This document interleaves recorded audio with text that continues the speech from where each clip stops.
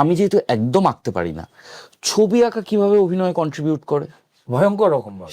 সেটাই জানতে চাইছি। আমি তো প্রথমে ছবি আঁকতাম, আমার আমার পারিবারিক ভাবে আর কি, বাড়ির লোকেরা নিজেরা। তোমার ইটিভিতে চাকরিও তো মূলত ছবি আঁকার, গ্রাফিক্সের। তারপর নিউজের অন্যান্য কাজে তারপর তো নিজের ট্যালেন্ট দেখিয়ে ঢোকা। হ্যাঁ, আর তখন তো আঁকার পেপার ছিল না। ওই মিষ্টির দোকান থেকে যে ক্যালেন্ডার গুলো দিত, আমার বাবা পেন্টার হওয়া সত্ত্বেও ওই ক্যালেন্ডারের পেছনে ওটাই পেপার হয়ে যেত, আর্ট পেপার, ক্যানভাস, ওখানেই ছবি আঁকতে হতো। তো আমি যাই আঁকতাম, কিংবা মেঝেতে আঁকতাম, আমাদের কালো মেঝে ছিল।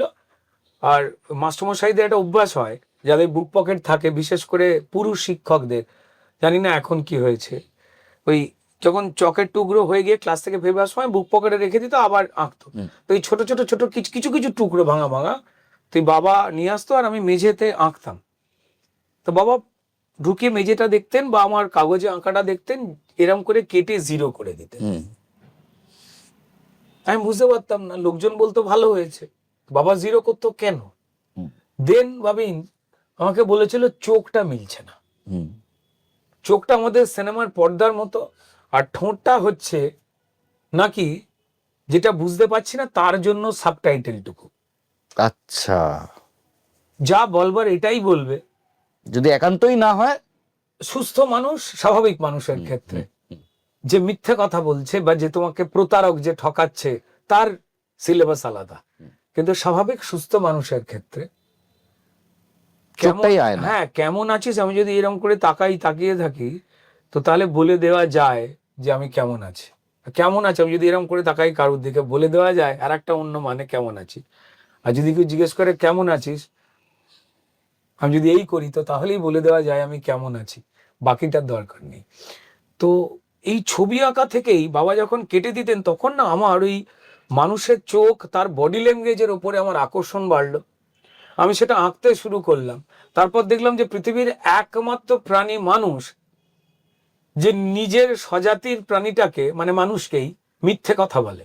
কোনো গরু কোনোদিন কোনো গরুকে বলেনি হাম্বা ওদিকে ঘাস নেই, যাস না, বলেনি। ঠিক আছে, আমরা বলি গিয়ে কি হবে, কাজ হবে না বলে অন্য লোকটাকে আটকে নিজে গিয়ে সুবিধা নিয়ে চলে এসেছি।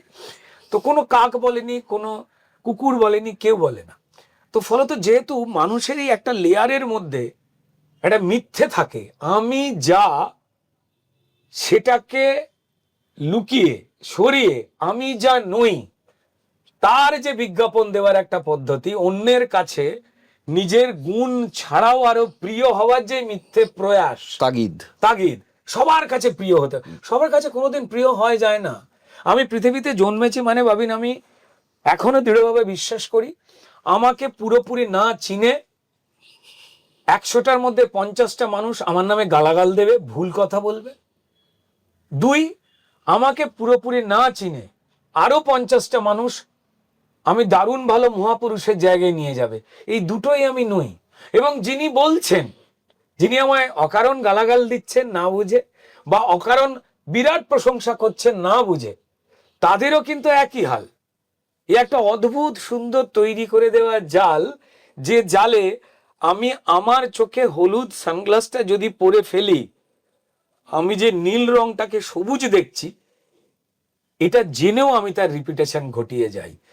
তো এই যে একটা আজকের যে চলন্তিকাটা ক্রমশ বাড়ছে, ভালো থাকার বিজ্ঞাপন দাও, আমার কথাই মানতে হবে।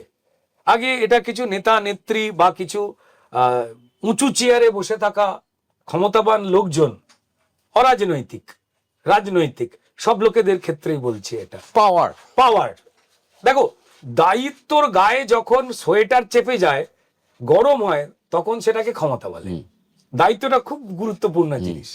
তার উপরে যখনই ওই আমির একটা জ্যাকেট চেপে যায়, তখন সেটা ক্ষমতা বলে। আর যখন সেই ক্ষমতাটা চলে আসে, তখনই যাবতীয় ভুলগুলো হতে শুরু করে। তো যাই হোক, এটা আমরা হয়তো, আমিও বলছি, সবসময় হয়তো নিজেও এটা মেনটেন করতে পারি না, কিন্তু এই ভুলগুলো আমাদের সবার হয়।